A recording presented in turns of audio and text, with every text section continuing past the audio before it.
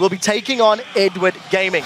Coming into Worlds, it was Edward Gaming that had the #1 seed from the LPL. However, in this matchup, it's Starhorn Royal Club that has the higher seed because it was Royal Club that placed first in their group. I feel Royal Club showed up more than Edward Gaming did during the group stages. Crepo, care to comment? Yeah, I think Royal Club did well. I mean, they only dropped one game, I believe, in the group stages, and the only issue I have is that it's so much on the shoulders of Uzi. I asked our stats guy here at the desk, and like, tell me why Uzi is so good, and he came to me, I was like, yeah, well, Uzi has 10.25 KDA, so he's leading the AD carries in the group stages in terms of KDA. Also, like, the least amount of deaths, he only died 8 times in group stages. That's almost only like once a game. That guy is just a god of AD carry. He's probably the AD carry that showed up the most so far in this tournament, barring maybe Imp, but Imp has shown some weaknesses here and there. So I'm looking forward to see just Uzi wreck this match. I think another player that's worth calling out on Starhorn Royal Club as well is Insec here in the jungle. He's, I think, been phenomenal as well, and his Rengar especially, I think, is incredibly scary. He's pulled 4 bans on it so far. The other 2 games, he's 2-0 on the champion. And in fact, Clearlove also has played it 3 times, banned against twice as well, so the actual Rengar jungle matchup is one I'm looking forward to as well. It being interesting. But with Royal Club being blue side, they can probably first pick that more often, and I think we're going to either see a lot of respect or a lot of scariness from Insect's Rengar. Yeah, I completely agree with you guys. But the thing to note is, like, Edward Gaming did underperform in group stage. We were looking at Name as the guy. We're all so excited. Look at him. And then he just didn't show up. He just completely choked. But one thing I want to point out about Starhorn Royal Club is if they start losing, communication could easily break down for that team. They're a team with 2 Koreans and 3 Chinese players. And from what I can tell, they use the smart ping system and a kind of mix of Chinese and English loanwords to communicate. I don't think if they start losing, that they'll be able to kind of bring their mentality back up together, because they don't seem to be too friendly. There was rumors of infighting between Insec and Uzi before Worlds even started, and it just doesn't seem like they could have a positive mentality as soon as they start losing. Well, let's talk about Edward Gaming. We've discussed Royal Club at length. Edward Gaming, of course, you know, really crawling across the finish line in the quarterfinals. They lost their game to AHQ, which put them into a tiebreaker. They had to win the tiebreaker at the end of the Taipei stage, which they did fairly convincingly. But for the #1 team from China, they look battered and bruised in the group stages here at Worlds. They're up against Starhorn Royal Club, who they've played several times over the last few months. I know, Freak, you've talked about this a couple of times leading up to this point. Yeah, here's the interesting thing is EDG feel more like a playoff team than a regular season team. As far as individual matchups between EDG and Royal Club are 3-1 against them in the regular season in the summer split. But then when they matched in the the Worlds qualifier, then Edward Gaming won the series 2-1. Lifetime, that means still a 4-3 in favor of Royal Club. But we keep seeing EDG perform mediocre in a group stage or in a regular season, and then win every playoff they've ever been a part of. They haven't lost a playoff series literally ever. So I'm wondering, is that the EDG that shows up or not? Yeah, and I'm banking on that EDG showing up today. FCZF is the one I want to highlight. He's super consistent, 81 assists and 1.13 wards per minute. So that's pretty crazy. To be honest, both teams have similar wards placed per minute, but EDG kills 35% more wards per minute, which means their teamwork is incredible. Their communication is obviously much better because anyone can put down a ward. You can just be like, oh, I'm putting wards here, But to sweep wards... Teammates. Yeah, exactly. Tell that to my teammates too. But to sweep wards, it takes a lot of communication. You have to say, oh, the ward's right here. It has this many minutes left. Is it worth sweeping? It takes a lot more, I guess, team coordination to sweep. So you're feeling the Royal Club may be lacking communication here with Gaming, may be superior. Actually, no, you are saying that. So with that in mind, let's get some predictions down. Let's talk who you think is going to win this series and why. Freak, I'm going to start with you. Is it Starhorn Royal Club or is it Edward Gaming? I think it's Starhorn Royal Club. Just what I've seen so far this tournament says Royal Club is a slightly better team. I think it's very close. I'm going to say 3-2, and it's probably 3-2 either way. But the edge I do give to Royal Club here. So basing it on the group stages a little more than maybe historical. Crepo, you believed in a Royal Lucian last year. It came back to bite you in the behind. Are you going to believe in them this time, or is it Edward Gaming? No, I'm going with Royal Club again this year. The problem rather for me is that I don't know how much EDG is going to change and how much they change throughout a series of games. That's the only variable. But based on group stages, that's what you have to base yourself on. You can look in the past, but things change over time. I'm going 3-2 for Royal Club. It's very close. I might be wrong here, but I just hope we see some good games. Yeah, I'm going to go 3-2 Edward Gaming. I think I have sold Royal Club a little bit too short. I think that they have the edge in terms of mechanical and individual skill over Edward Gaming, But in my mind, the better team will win, and the communication breakdown that might happen is kind of an X factor for me. So even though the series is super close, I would honestly say it's a 50-50 series. My gut feeling tells me Edward Gaming. So a little bit split on the desk. Even though Monty's not with us today, he is also siding with Edward Gaming and believes that they will rise to the occasion. Thank you, Base Money. Against familiar opponents and in a playoff series. So our analysts are split 50-50. Let's see how your vote goes over on lolesports.com. Right now, 82% of you think that Starhorn Royal Club, last year's second place club, will be taking the series. That is a very, very big difference. And of course, we have to check in with the Prophet. That sound does mean it's his turn to reveal his pick. And since Crumbledore has correctly called 9 out of his last 10 predictions, we may need to add the disclaimer to this one. It might be a spoiler alert, right? So for this matchup, the Oracle of Upsets has proclaimed that it is Starhorn Royal Club who will be victorious. He is with Crippo, who is with Freak and the viewers. We're going to hand it over to the casters in a moment to get the games underway. Both teams say that they know their opponent's weaknesses and how to exploit them to win this series, but only one team can be correct. Praise the Prophet. LPL 的春夏季联赛我们都是冠军，然后预选赛我们也是第1名，所以后面打8强赛打皇族也一定要赢。 저는 솔직히 EDG라는 팀에 대한 강점은 별로 없다고 생각하는 게 일단 그 팀은 잘하는 선수가 제가 볼 때는 FG 제프랑 서포터 선수밖에 안 보이거든요. 今年的皇族应该比去年皇族稍微差一点吧，因为今年的皇族组建的时间比较短，然后他们个人实力其实还都是很不错的，但是就是因为组建时间短，磨合程度不够。 일단 저희가 언어가 달라서 스페이스 토너는 거의 약간의 중국어와 약간의 영어를 적절히 섞어서 그리고 스마트 핑을 이용해서 3개를 이용해서 아직까지는 잘 해결하고 있습니다. This game left no doubt. Royal Club 5-1 in the group. 前期能把Insec 的gank给限制住，然后再多次骚扰 UZI， 导致他的发育不是很好的话，我们就可以赢下皇族。当时可能就是我们5个人的心态会比较差吧，然后输比赛输得也非常难看，然后就希望在这次的比赛中能够取得好的成绩吧。 Hello everyone, I'm Joe Miller, and joining me here on the caster desk for this best of 5 series today are Runington Bislin III and Joshua Jack Leesman. An epic best of 5, I'm sure, coming our way. Yeah, and it was only about a year ago that you and I actually cast Chinese teams in the quarterfinals. However, we've added it to a best of 5, and we've also added another caster, so I couldn't be happier to be doing this one. It's going to be a good time. I'm ready to find out who actually is the best in that bot lane. It's going to be a good day. It's going to be a good one, that's for sure. So let's get straight into it and look at the starters for this series. On the blue side today, it's Starhorn Royal Club from China's LPL, with Cola in the top lane, Insect in the jungle, Korn in the mid lane, Uzi the AD carry, and Zero on support. And that means on the red side is Edward Gaming. In the top lane will be Koro1. Jungle is Clear Love. In the mid is U for Unstoppable. AD carry is Name, and the support FCZF. And of course that takes us into our featured matchup in the bottom lane. Where else? Uzi versus Name. A lot of hype around these two. It couldn't be anyone else, but honestly, as far as the group stages are concerned, these matchups aren't even close. Uzi completely overperformed Name, and Uzi, looking back to last year's Worlds, really steps up in big situations, and he's been doing it again so far this year. Then you look over at Name, he is really new to the international stage, and everyone in the Chinese community was very disappointed in his performance. They said he played scared, that he needs to step up, that he needs to play more to his potential, and he needs to do that now, because if they don't, they're out. We did talk a little bit about Nami having that 3 LPL title to his name, but to the big stage, it's kind of been drowned out a little bit. Have they not really prepared themselves? I mean, 3 Chinese teams came out of their region to perform here at Worlds and are still here, but where is that performance? And that's the thing that we've really got to find out about this game. EDG, we said they looked somewhat lackluster in Taipei. Of course, had to play a tiebreaker game to actually go through in the end.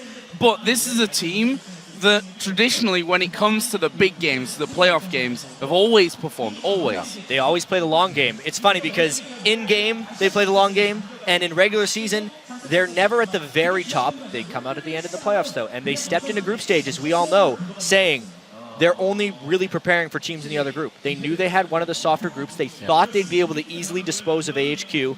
That got a little tense. They had to play a tiebreaker game against them.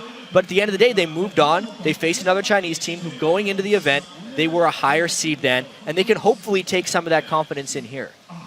It's been 2 weeks, so we'll have to see what actually they have really kind of changed and how they're going to come into these games. Yeah, those 2 weeks are going to have to make a difference here for EDG. We are going to get, though, into bans and picks, and we already see a big one coming out there. I'm just going to go straight to it on EDG's side is the Rengar. And we are wondering if we're going to see a Rengar, because not only was Insec 2-0 on Rengar and also drew 4 Rengar bans, but Clearlove was 3-0 on Rengar. So the fact that EDG was actually willing to ban it would assume that they thought Royal Club would be willing to first pick it, which is actually a pretty big deal considering how little Rengar we've actually seen at Worlds in comparison to Lee Sin and Kha'Zix.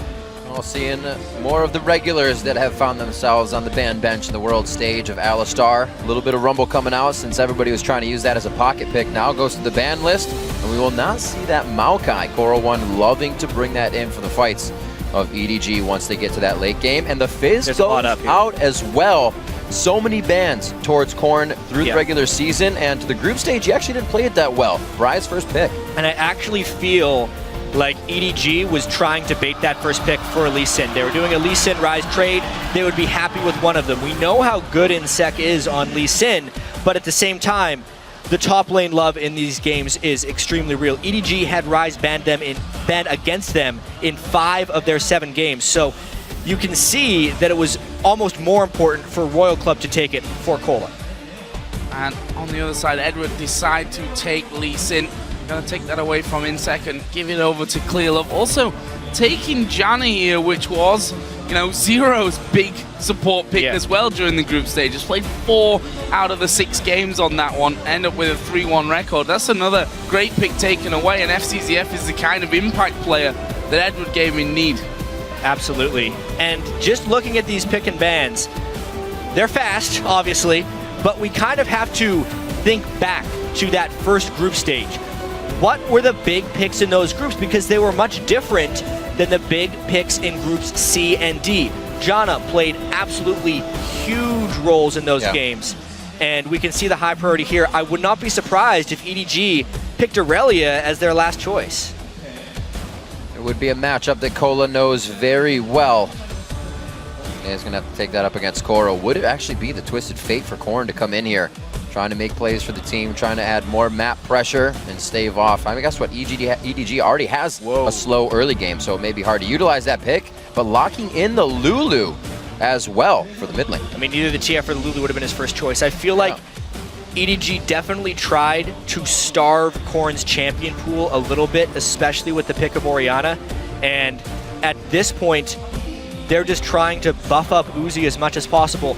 So much of what Royal Club does revolves around the bottom lane and revolves around Insec being able to make plays. That was actually fairly heavily attacked by EDG in this pick and ban phase by trying to take away some of the shielding that Uzi could get from the Orianna in the mid lane, and also by denying and heavily attacking Insec's 2 best champions. His Kha'Zix is nothing like his Lee Sin and his Rengar. Right. So we also saw the Lucian picked up here for Uzi. That was actually only a single pick from in group stages, but there were 2 bans on it as well, which just goes to show how much of a priority teams put on making sure that Uzi didn't get that champion. For Edward Gaming, they do decide in the end to lock in the Kale. So that's going to be going straight up there into the top lane with Koro will be a first pick for him this time around in Worlds. I mean, these teams are who we thought they were. Name is getting a lot of shielding. That's a very late game type team composition. Hopefully Name can become a little bit more aggressive or successfully lane swap away from Royal Club, because Royal Club is going to want to put pedal to the metal and shut down EDG before Tristana can get going. And that's what would happen. A featured matchup, lane swap, so we don't actually get to see these guys go head-to-head in the beginning. Uzi getting his 20 games played in the regular season. Lucian now to start off this best of 5. That's not going to be very bad for him. And Coral coming out with the Kale. great synergy in team fight, great comms, and that's what you need for an intervention to be saving your AD carry. Yeah, and interesting as well, the Lulu pick for Korn. Yeah. Not sure what I feel about this one. I've not been, I'll be honest, impressed with Lulu throughout Worlds whatsoever. I feel like for Korn, you know, he does like to play these supporting mid laners with a couple of assassin picks in there as well. But Lulu, for me, he's played it 4 times during LPL and the playoffs. Pretty terrible record, 1 for 3. He's got to step up. And when you consider how much Lulu was actually played during the summer season as a mid laner, that's very few plays of Lulu in the mid lane. Well, guys, remember to keep updating your votes on Twitter with each twist and turn of this series. Send hashtag SHR win or EDG win to @LOL Esports, and we'll continue to check where the fan vote stands. Obviously, it was a big vote just a little while ago for Royal Club, so you guys seem to be going and focusing in with them, but don't forget, EDG turn up when it matters in playoffs. And it's crazy how much these teams have turned up in general, obviously stating that this is not the Starhorn, or not Royal Club, I should say, from last year, a completely new team with Uzi still, and even EDG putting together WE and Positive Energy to create a team just this year, and these guys are representing at Worlds. And just for a little bit more backstory on this EDG team, while Name gets a lot of the recognition and credit because he's won 3 straight LPL splits, there's a large proponent of the Chinese community that think ClearLove and FZZF are the real reasons that EDG is successful. So keep your eyes specifically on FZZF, how well, if they're successful, he can create for Name. And specifically, I need to see how well ClearLove can almost lay in wait for Insect to come and gank, because he is known to be a more defensive jungler. So, early openings here, just to make note of some of the trinkets there. We did see a sweeper for Uzi right at the very beginning. We'll see exactly what he's going to do with that one. And we saw a lot between the Chinese teams, and specifically, I think, more in groups A and B. These bottom brush wards seem to catch quite a lot of teams out. SK Gaming can probably be the biggest testament to that after that level 1 phase check that they did. Maybe that sweeper will be used to clear out vision on that bottom side. For now, Name is still there. However, we do see FZZF on the top side of the map. Something we have to track throughout this is the way the lane swaps play out. Now, in the Chinese regionals, the whole reason EDG was the #1 seed coming out of China, they defeated Starhorn Royal Club 2-1, and there was a fair bit of lane swapping here. One thing that Royal Club almost always does in lane swap situations is fast push. They want to end that swap as quickly as possible. So watch for Uzi and Zero to just go for that turret. In fact, when Zero was playing Janna, he brought AD runes just so he could punish turrets faster. Doesn't look like he's done it this time, but they're definitely looking to go very aggressive. And actually, they're trying to get 3-buffed right now. Oh, the last auto attack almost coming in the way they wanted. Korn might meet you on the other side, but it goes to you in the beginning. Geez, I got all wrapped up in the lane swapping situation. We didn't see the incredibly aggressive move that EDG just pulled. They're getting blue buff to Orianna while stealing the enemy blue. Guarantees that Insect's behind early on in the game. What a fantastic start for EDG, since they really just want to survive Insect's early pressure.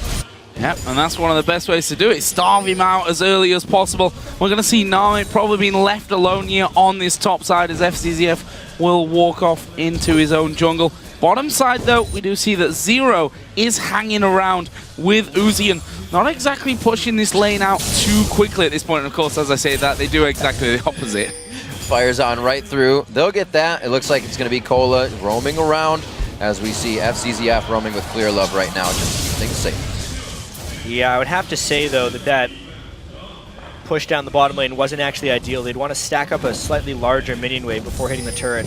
And interestingly enough, I almost feel like this is from past experience against Royal Club and how they didn't actually do that well when they decided to just freeze versus a push. They're doing the push as well. There is Name on the top side, going to be hammering away on that one. He's got ClearLove, he's got Koro as well, who could possibly move into that scenario, but we may see them meet here in the jungle. Ward over the top there from Insect will actually spot Koro and ClearLove moving around to Wolves. Pretty different for Super Starhorn Royal Club here. It looks like they are not trying to go into EDG's jungle. Usually you kind of grab the bottom side of the map when you're doing this, but they want to try and get back into the face of EDG, and it's not working out even more for them. Definitely would have been safer taking EDG's jungle, Nice smite there by Insect, but they are also pulling Zero out now as well. A lot of disturbance from the lanes here against Starhorn. It feels like EDG is really coming out big against Starhorn early here. And we heard from Insect, they generally have to communicate in basic Chinese or English to try and get their points across. And when you get 3-buffed at the start of the game, you really have to think on the fly.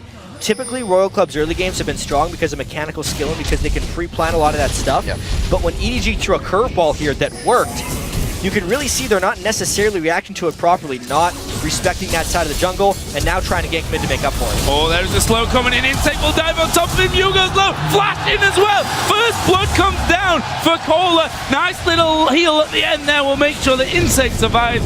First blood to Royal Club. That's one way to do it. Just burn all your flashes and just go and kill the mid laner. That's what happened there. They burned 4 summoner spells for that kill onto you. However, it will give Corrin some breathing room in that mid lane, and in particular, finishes that tier for Cola. Finishes that tier with a blue buff revolving around him, so he'll be happy to fill that up right quick. That early blue buff you did not get to use. Refresh now onto Cola. Bottom lane does get taken out.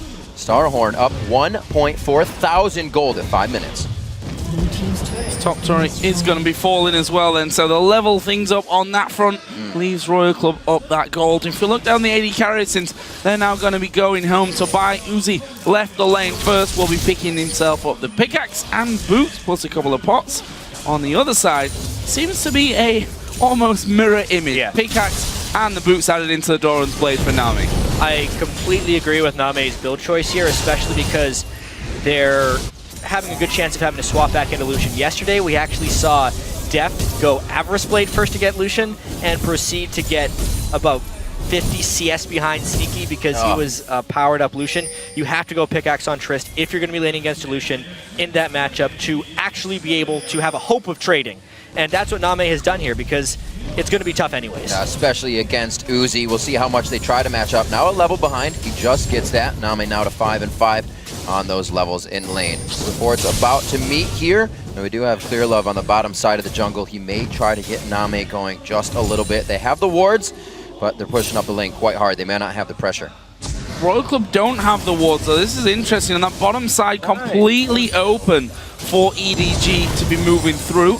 That Tribush will be an easy push around and see Howling Gale comes through, but actually Clear Love decided not to come down into the lane. And, you know, there were a lot of whispers, and I could say quite a fair bit of criticism for Clear Love as well in the fact that he spent a hell of a lot of time farming and not hitting his lanes. The thing is, that's almost always how Clear Love has played the game.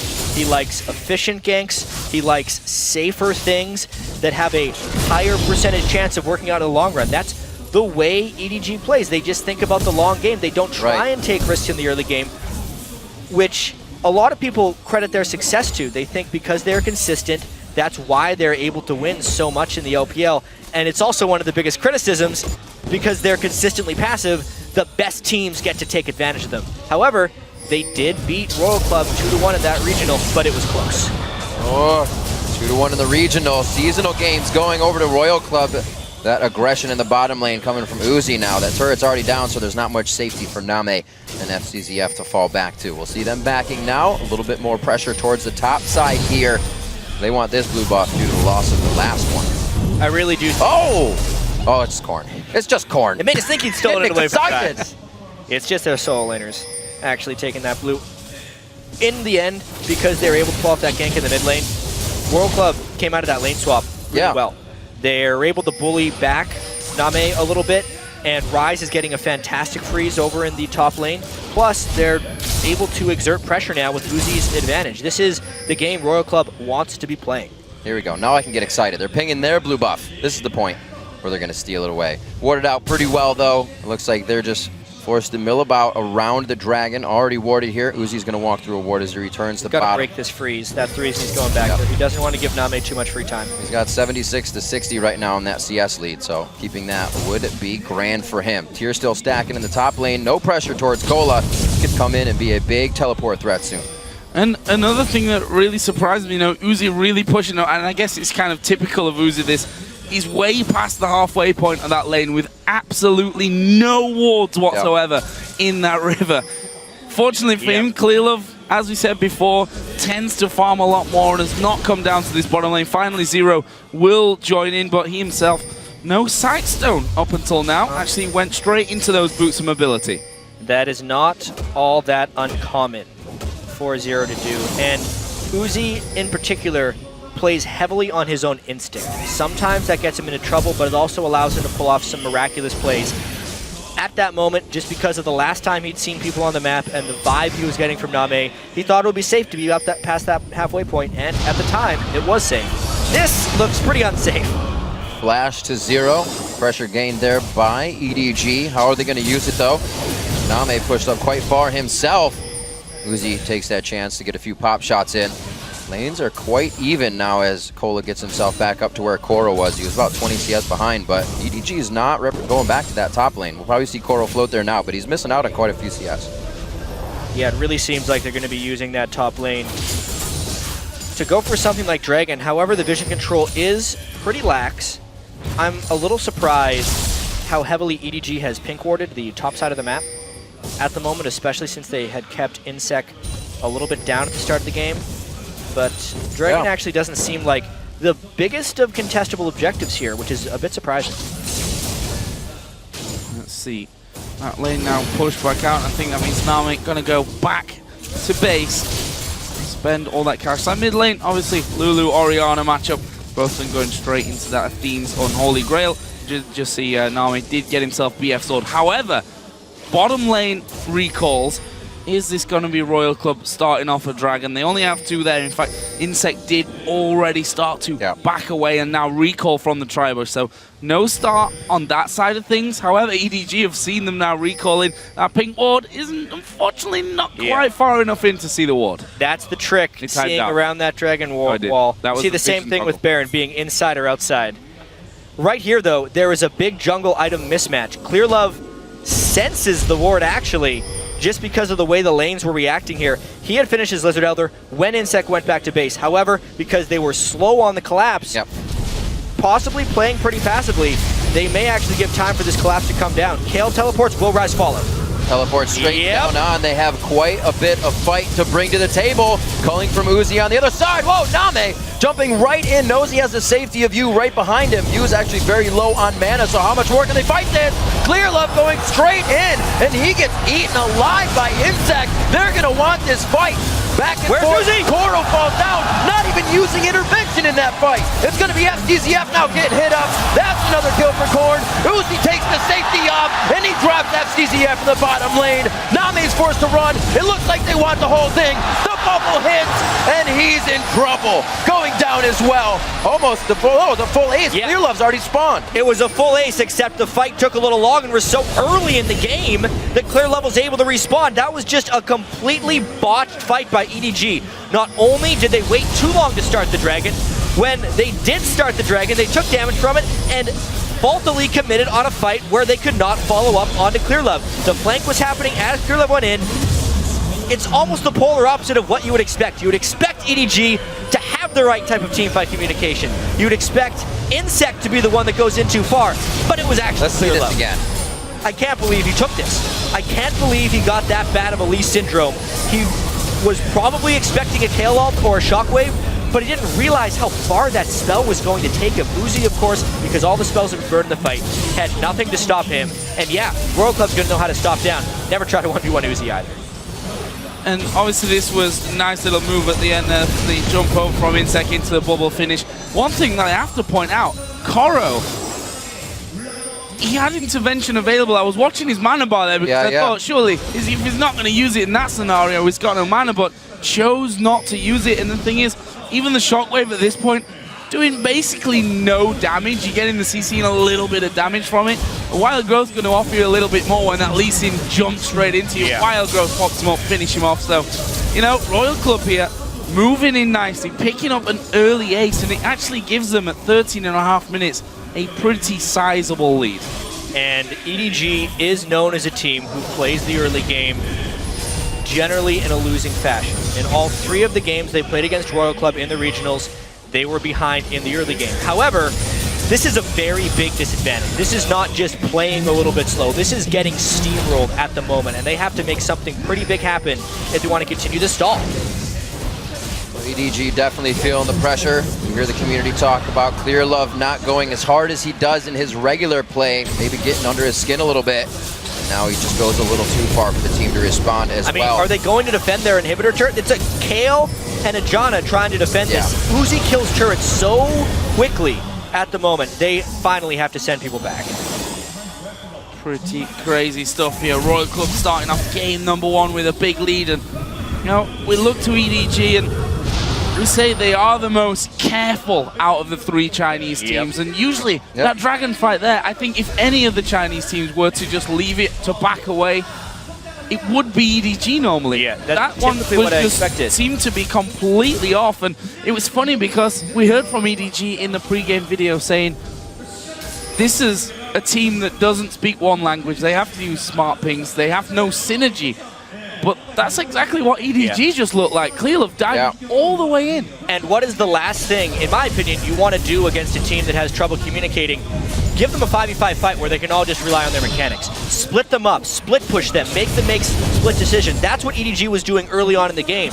But we also have to keep in mind, during the group stages, mind you, they played 7 games. EDG had more dragons than any other team, right? It is in their DNA, basically, to try and control dragon. That's one of the ways, since they are typically a fantastic team fighting team, that they pull advantages. It's just the team fighting synergy did not show through in the slightest there. Well, they have to hope it does play out to late game. Starhorn Royal Club able to grab 10 out of 10 Barons throughout the group stage, so it may not get easier as we even get to the late game.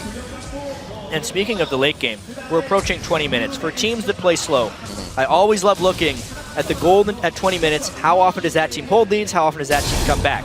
And even though EDG is known as this slow team that plays from behind, they didn't have any come from behind victories in the group stage. They actually had a gold lead of close to 3,000 at 20 minutes against EDG or against AHQ and lost that game. So EDG actually has just been pretty porous in the late game so far here at the World Championship. Let's have a look down a couple more items now after that dragon and that last fight and that inner top turret.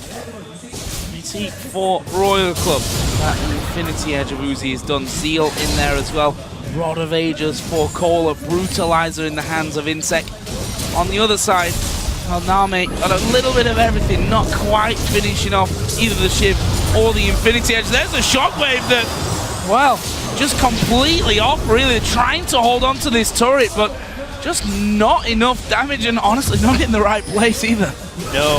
Unfortunately, Insect took a fair bit of damage, but the heal from Kha'Zix and the heal from Nami is just rounding him up for the next push. All this is happening while Cola is really farming wave on the other side. EDG is in a whole world of trouble right now. Their initiation is gone. Not even being able to stand at the turret. Good shields coming out of Korn. Quite powerful off of that 2 kills. Double kill in the beginning. And now Cola to split push the bottom lane. Really changing up his playstyle as well. A guy who loves to fight. And he looked pretty rusty on Rise coming into the group stages, but he has started to play it at that maximum level. And he'll back off now, stacking the tier. Rod of Age is already there, having a great game. You're right, pretty heavily criticized. Only a 2.92 KDA on 4 Rise games during the group stage, but it helps when your team gets a 5 for 0 at the Dragon fight as soon as you TP in. And also it helps when the enemy EDG team didn't lane pressure in the slightest. They have a Kale Lee Sin because they did the lane swap back around 6 minutes. And they just never tried to shut down Rise when he just had his tier. He got the first blood tier, so he's had that easily from the very start. His vulnerability has never been attacked. Yeah, I feel like we've not even really looked at this top lane once the lane switched back to normal, because it was a case of them just farming up, no pressure whatsoever coming out of the jungle, especially from EDG's side. Now Royal Club start to move once again over on towards this blue buff. That is, of course, going to be given over to Korn, and Uzi's going to get himself back off into lane. Name has finally completed one of his items, went in there for that Shiv first, as Royal Club moved back to the Dragon. Soul Stealer has come out for 0 as well now on Janna. Sorry, on Nami. It's normally a Janna out of 4. Yeah, that's why we were expecting it. He was building it almost every game. The Nami pickup is still potentially good. If he gets a few stacks, it gets efficient very quickly, and with the likelihood of some more team fights in this game, knowing World Club's propensity for just grouping up and daring the team to fight them, it could end up paying off. Uzi must feel good right now. Actually has wards behind him this time with a bunch of teammates.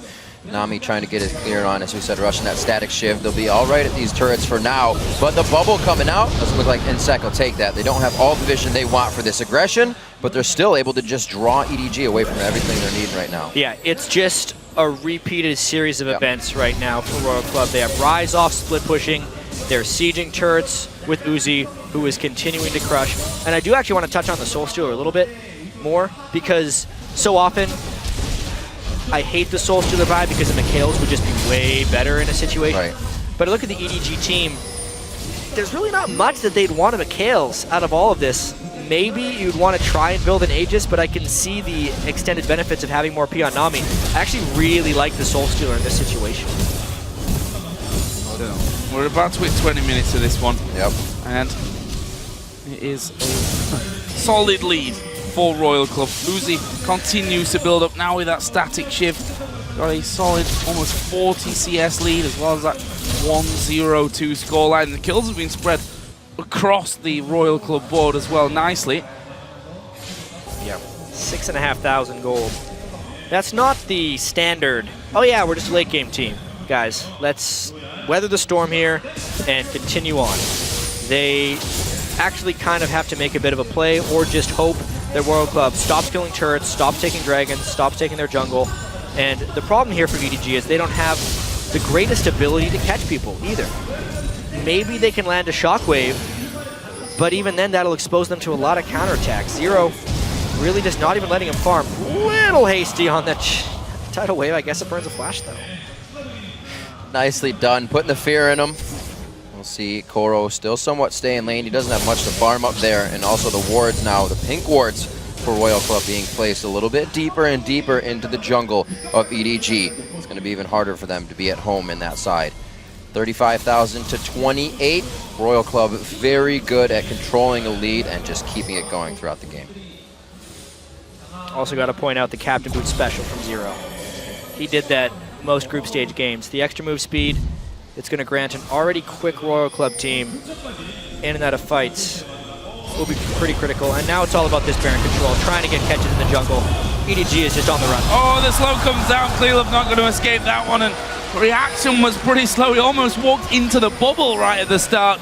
Clearlove will go down for the second time in the game, and now EDG, without vision directly on Baron, might be forced to face check through to get some of their own vision down. Actually, there was the scrying orb used from Nami just to get sight of what's going on, but Royal Club, they've already started Baron. If I know one thing of an NSEC, it's that he doesn't mess around. So he's going right for it and saying, fight me, I know you can't steal this away because we just killed your jungler. Standing here is one thing they can definitely agree to communicate on. Zero taking a bit of damage from Koro on the backside. He's forced to blast into the pit. They're stuck in with Baron. A great shockwave from Unstoppable. SDZF doing what he can to get the Monsoon out, but it's not healing anybody. Uzi now trying to get Nami inside the pit. He's, though, taking the Baron damage, and it actually takes him down in the end with the help of Koro. And Royal Club, they did get the Baron, but that is not a Baron that stays on them for very long. What a terrible call right there from Royal Club to stay on the Baron. They used Wild Growth while in the Baron pit just to take more damage from Baron instead of using it for the fight. That's exactly what EDG needs if they want to try and shoot back into the game. Thank God for them that Uzi was able to finish off the Baron with his Lucian damage, but EDG, they're back in the game right off the bat. And there's a teleport from Kohler to a tower that was quite clearly going right down, and just like that, EDG bounce back in this game. What are they going to be able to do now, though? And that may have just scared Royal Club a little bit. It was, I mean, it was a decisive call. It might have been a wrong one, but they did stick to it as 5. Obviously, it cost them completely. But at least they didn't split up on it, and can maybe argue from that they're all on the same page. If it's not, maybe even just a bad page. Hey, it's a pretty bad page here. They stuck to the plan, but it allowed many kills to fall to EDG. Even just Lulu ulting the Rise before the fight was a little curious. Name, nice jump off the back of the pit after Uzi was able to pick up that Baron. If he hadn't done that, that would have been, instead of a 5,000 gold lead, about a 3,000 gold lead after that. Even now, EDG still going to play on the back foot for a little while, but that's exactly the type of break they needed to come back in the game. And we talked before about kind of one of the differences of Chinese games and how they like to group up as 5 and just kind of go for things. They also like to play off of instinct more, and they're much more willing to take a high-risk play. However, this was a situation where a high-risk play is completely unnecessary. So a lot of times in even games, they're willing to take those plays because at least it's them deciding what will happen. This was just really showing through their lack of communication. Uzi being very aggressive, not locking down the Sonic Wave. Clearlove missed a few this game, still trying to pursue a good slow from Insect here. A little bit of rotation from FCZF and Korn, but I don't think they'll come all the way down on this one, and that is staved off for the time being. But Royal Club still trying to create pressure everywhere they can. Gets the intervention out of Koro, so Cola, a little bit of a victory there. Low though inside of his own jungle. Royal Club here, because half the timing from the Dragon domination that they've really had in this game, will be taking it once again. So it gives them a bit more gold back. You can see 3 out of 3 Dragons, and that Baron only just, albeit after Uzi was able to just finish that one off. Double pink ward right on top of each other. That's I guess another slight miscommunication really from Royal Club. Really seems like it. I wonder what type of tilt we might see from Royal Club here. Obviously, everyone did stick to the plan. So we know that they can still play together, right? Is that Insect would make the moves, kind of unrelenting aggression, and if the team follows, sometimes it went well. Didn't work in the beginning. It seems to be faltering a little bit here as well, as EDG took control of that Baron. Yep. We saw that 70% kill participation from EDG on the analyst desk. In their group stage in the upper bracket finals against OMG, 4 members had a 70% kill participation. So these guys are still a team to be reckoned with once they get into that team squad, once they get together around these objectives. I don't think it's that Royal Club are necessarily, you know, bad at team fighting. No. More of the fact that EDG have the upper hand, and you know, we saw it in that last one that yes, they all were on that same page. Yes, it was a bad call, but they were fighting inside of the Baron pit, still going for the Baron, using abilities, ultimates even, to keep themselves more protected to fight the Baron. So, you know, just not a good call across the board. We'll move on from that one though and see how Royal Club start their push, because they are still ahead here by a good chunk. There's another tower going their way. And it's just a big reset button for a lot of this game. You look down, it's still a turret advantage because of that last one, and a 6,000 to 7,000 gold lead. However, the stall potential is just much lower right now as far as how long EDG would have to last. We just saw Koro fighting in the jungle against Cola. He uses intervention, now using his flash to get out of that one. A lot of pressure from Royal Club, and they are not stopping here. Just regular abilities here and there to make sure EDG is always thinking twice about what they want to do, and usually playing reactive, which causes them to fall behind. And the power level of Royal Club right now is still absurdly high. Look at how much Korn was able to take out of Koro right there. Rise has his items, plus Uzi gets the help of Korn's giant ability power on Lulu if we do see a fight in the open. And that Lich Bane's coming next, so it makes the tower shredding ability more impressive. We've got just less than 2 minutes for Baron number 2 of this game to be spawning in. We'll see what Royal Club do, whether they are a little scared away from that last attempt, or whether they just keep it going, because they still do have an 8,000 gold lead. Compare some of the items. Last Whisper came out from Uzi after finishing off that Static Shiv and Infinity Edge. On the other side though, not all that much armor to break through. Definitely not. I actually really think he should have finished his Bloodthirster before his last Whisper, just because of the really low armor values on all of EDG. That's one heck of a catch, though. Well, Koro's going to use the intervention here, but it's going to do very little for him. Actually, we'll get a last-second heal, but the shutdown from Cola, and they collapsed quickly there, did Royal Club. That's one of the things they're known for, is their ability to collapse quickly. Both of these teams, in a sense, just Koro was so far away from home, there's no collapse. They're just trying to get everything. So much catch potential coming from this team. It looks like they start the fight from so far away, and even EDG knows it. Blink Flash is just off a wave that's almost at max range, because they know there is so much follow-up coming from Royal Club, and now they're going to follow up that mid lane and try to grab this first inhibitor turret. Pretty good clear from Name, and you still sitting there. We're going to be waiting for Cola to come here with the blue buff that you has not had, or has been getting this game. No, not particularly. I think since level 1, I wish you could see exactly how many blues have gone over here. Didn't even get that a full blue buff. I feel like it was just the first one where they got both blue buffs, and then he actually died, which then obviously fell into the hands of Cola for that first blood. So Royal Club done a good job of controlling that, but now we're at Baron time. Recall coming in from both Rise and Lulu at this point. Not very good timing. No, EDG are moving in already.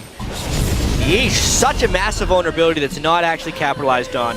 No teleport was on Cola at the time either, but EDG did not have ward control and were not willing to take the risk. EDG not nearly the same level of risk-taking that Royal Club is, and with the 10,000 gold lead around this Baron, we'll see if Royal Club is willing to take another chance and go for the Baron with very limited picks. Limited picks, but they're going to try to limit the vision of EDG. 5 sweepers now here for Royal Club as they try to move around the objectives, but moving around their own wards for now and not getting too many out of that. Playing it safe as they group. Uzi on the backside, as we said, hasn't finished anything past that last whisper to BF Sword. And Name is still sitting on the power of Infinity Edge, waiting to build the BF Sword in this next buy. 30 minutes on the clock. Dragon after this as well, so it could mean a huge influx of gold for whoever comes out on top of this fight. Well, they're going to be trying to burn the teleport from Koro, I feel like. Or not. Insec actually recalling, of all people. They've got nothing to clear out vision here. I mean, they've all used their sweepers before their last recall. You can see that Insect just went back home, picked up a pink ward. When they came back to Baron, only Zero had that one pink ward, which they placed on the top side of the red buff. So I think a bit of a clearage problem there for Royal Club, which made them say that they don't want to start things off with not being able to clear things out. Now, though, all those trinkets are off cooldown, so they can come in and basically blanket sweep the entire area. They're going to need to. They have this huge interest in the Baron area. Even with Uzi taking out the last one, they're at 11 out of 11 Barons in Royal Club games. Never given up one to the enemy team. But not without a little bit of risk, that's for sure. Pinging on the Dragon, at least a ward to be thrown down there. Making sure it will not be taken without them knowing it.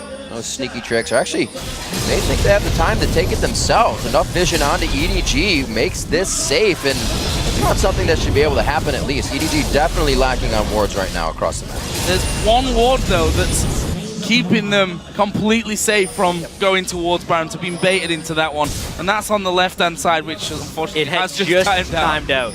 But that they could see everything there. It wasn't in range of the pink ward and wasn't swept out. So EDG didn't have to move in there for the face check. Once again, Royal Club were starting to recall. At least Cola's left, but teleport is available for him anyway. I really wonder how Royal Club's going to try and close this out now, especially after being in one game where the Baron went horribly wrong, because that plays on your mentality when you're in these types of games.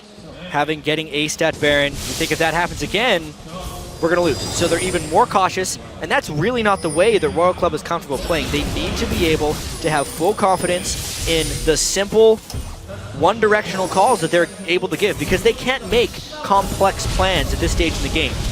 At this point, they say, all right, clear away Baron, we're going to sweep Baron, and then the call is either finish or fight. There's not too much intricacy that they can make within that. And maybe this time if they make the Baron call, they'll say fight. Well, they can definitely fight right now. Completely items ahead in this game. Even the Banshee's Veil being finished up onto Cola. 3 full items with the Sork Boots onto Korn, and you're still looking at now a Void Staff actually coming in for you, so he's kind of buffed himself up. Been big things. Magi's not really stacking up yet. 4-0, so a bit of wasted money on that purchase as Name shows the power he has had through it. Pretty safe game in lane, and now EDG may be able to turn on the power. Tidal Wave comes out, Koro gets caught, another intervention in self-defense instead of the aggression. The reactive play causes EDG to fall behind, and everybody has a dash or a flash to get out of the shockwave as they continue the fight. FGZF gets caught up in a rune prison. The Ceres goes on, so Cola's a little bit tankier. That's the bubble to hit on the other side. Korn will have Whimsy in just a few to finalize that one. He just uses a bit of glitter and throws it down.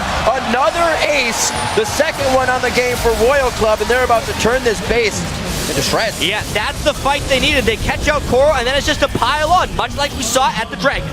And I think that's what works best for Royal Club. go in there, get your fight down, and get it done. Now you're going to be able to take away both of those Nexus turrets, and it will be Royal Club to pick up game number 1 in this quarterfinal against Edward Gaming. And guys, there is a lot to clean up from EDG if they want to come back in this series. The 3-3 record that they posted after group stage under the guise that they were preparing for this quarterfinal. Well, it didn't start very well because they looked very lackluster at the start of this.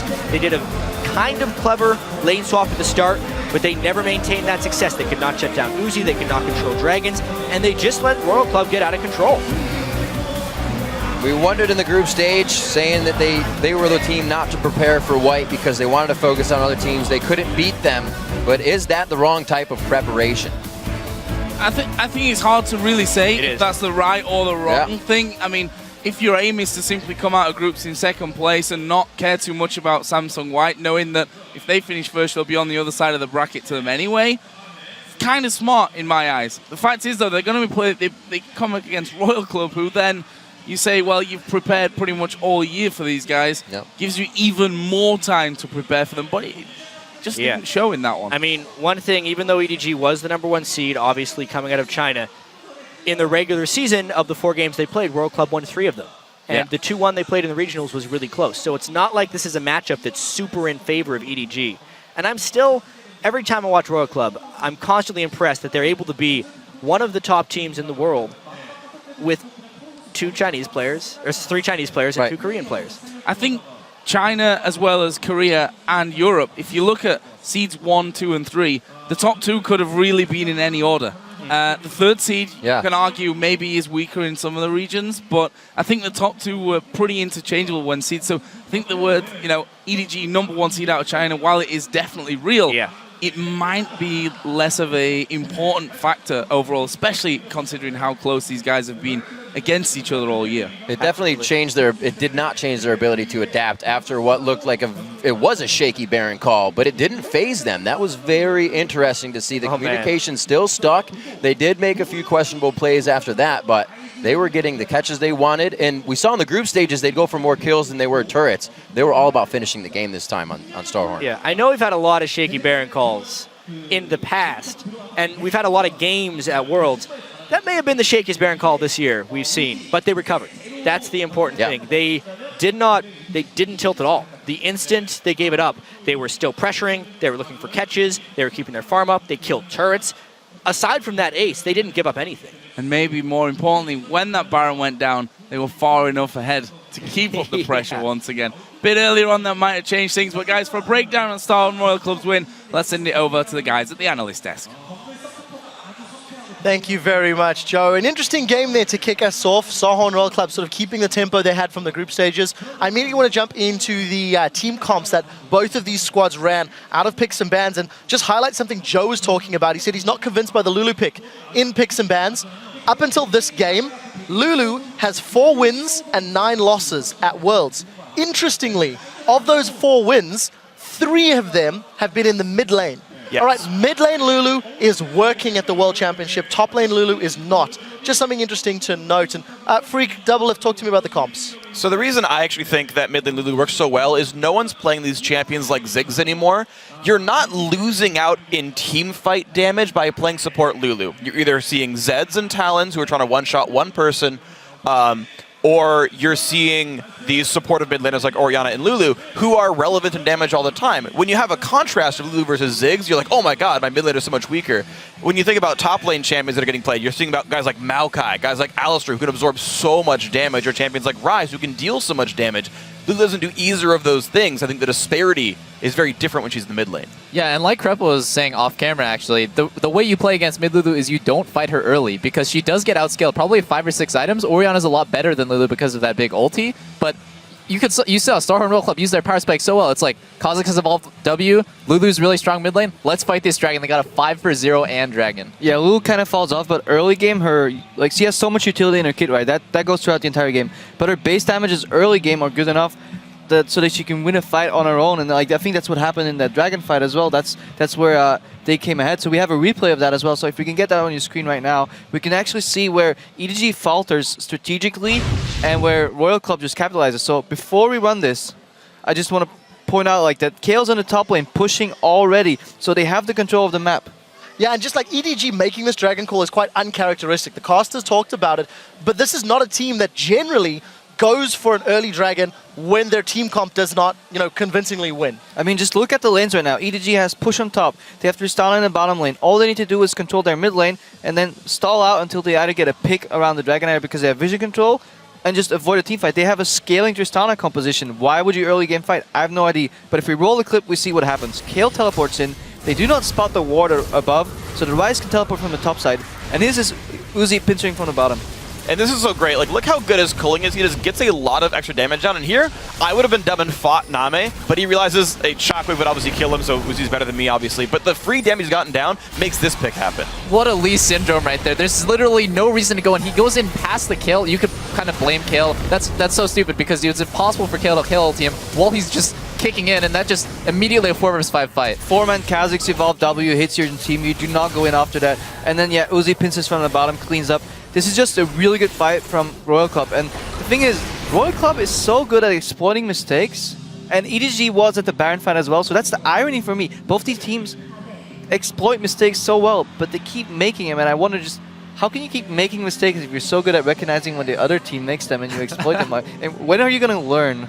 Well, pull up the second replay because after winning so convincingly, Starhorn Royal Club make the same mistake that Edward Gaming made earlier. Let's roll this clip out, and I think Double if you got something to add here. Yeah, so they had just killed Lee Sin, and their immediate reaction is, let's start Baron. That's so wrong. You should be baiting this because there's so much AoE damage and reset potential that EDG has. They're totally pincered in. Look at this 2-man shockwave on top of Baron, knocks them around. They're just basically getting pinballed around while Uzi's killing in the back. So it's just so hard for them to win. And honestly, right here is pretty great, the little duel. Uzi's smart and goes far away. Baron always hits the closest target, so Nami's taking free damage. That's just really fortunate. Good crits. And then right here, Uzi hits a ward, and Nami reveals himself by attacking, but he can't get hit. How fortunate it was that he was able to get that Baron, because actually I looked at it again, and if Tristana's auto attack had crit, EDG would have gotten that Baron, and they have such a great late game comp, they probably would have won. I want to speak to what caused that Baron. Royal Club got so far ahead, but they just refused to play the vision game properly. I mean, yeah, I'm going to be whining about Zero's build again. I'm actually fine with the Mage Eyes. I understand why you want that. I'm fine with Frostqueen's Claim, but do not let your vision suffer from it. He ran around and even bought a Ruby Crystal before upgrading to Oracle's Lens, or even double stacking his pink ward in his inventory. And his solo laners didn't even buy extra pink wards. If you're 10k gold ahead, no item will give you more than a pink ward for vision control around objectives, because they will literally have to face check into you, because if you get that Baron, all your sieging problems are solved. And that's what worries me for these Chinese teams, because they get such a big lead. Not really a sieging region, though. Yeah, well, so I actually wanted to bounce off you with the item builds thing, because one thing I've noticed from these Chinese teams is they're buying Last Whisper's third almost ubiquitously on their AD carry. So Math, even though the armor values are really low, I did this between 68 and 100 armor, which is extremely, extremely low armor values. You're getting 20% bonus damage on all physical damage just from the unique passive of Last Whisper, just from the 35% armor pen. When you're an AD caster like Lucian, that is still, even against low armor, the best damage item you can buy. So it's gold efficient for damage, obviously not durability when you have things like lifesteal to consider. Now, Double Lift, we are moving along. Edward Gaming is a team that you put some faith in coming into this. Are you a little nervous from the performance that they're showing in Game 1, or is this just Game 1 jitters of a series? Oh yeah, they got stomped this game, let's be honest. If it wasn't for that awful decision in the Starhorn Royal Club, it would have been just a sweep of a game. So I'm shaky. Yeah, I thought this game was going to be really close, and it still is to me, but wow, what a first game. Final thoughts, Freak? Yeah, I think that Dragon is fairly fluky. Think back to C9 versus Samsung Blue, or TSM versus Samsung White. Fluky things happen that snowball the games. Yes, Royal Club can snowball the game. They don't magically get out-rotated for free. They played relatively well. So I don't think that'll keep happening, and we'll have a much closer series. Well, we do have potentially 4 more games to go, so let's move this one along. Throughout the event, we've been asking you guys to share how do you world with us, and thank you for those photos. We've got a special one from @JKitchen13, shows us how they're watching the games from Texas, where everything is bigger. I believe that's an IMAX-sized screen, guys. That is huge. That's like 8 people tall. Exactly. I think it's bigger than 8 people tall. It is. Guys, we're just warming up here, and after a quick break, we'll get into Game 2 between Edward Gaming and Starhorn Royal Club. On the way out, there is one team that normally flies under the radar during games, but thanks to a few fan videos posted from Worlds, they've been getting a little more attention. And I'm speaking, of course, about the Shoutcasters. Could I have a clap for Sync, please? The